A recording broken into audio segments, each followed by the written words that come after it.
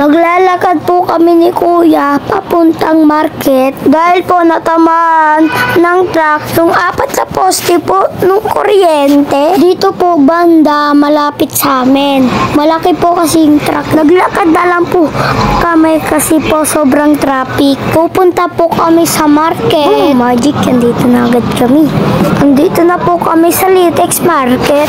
Naghahanap na po kami ng karne ng baboy. Medyo malayo-layo pa po kami sa bilihan ng karne.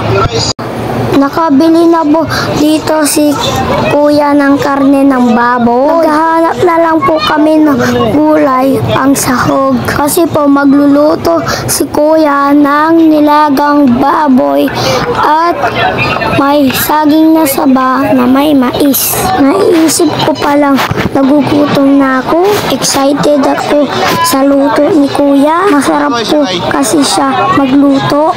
Para siyang si Ninong Ray. Mais, magkano? Isa?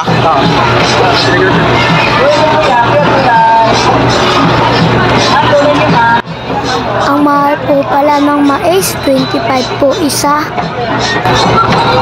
Yung ano yun? Ay nga, lagi ito? Bilog ko siya. Isa lang. Magkano yan?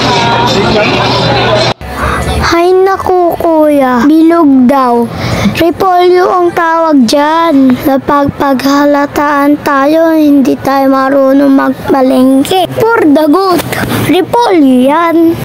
Naghahanap na po kami dito ng saging na saba. Niyaya ko po na si Kuya kumain ng kwek-kwek kasi po nagugutom na po talaga ako. Ito na po yung ulam, luto na. Ito na po yung nilagang baboy, ala Kenneth. Tara, kain po tayo. Thank you for watching. Love ni Scarlett Balot. God bless us all.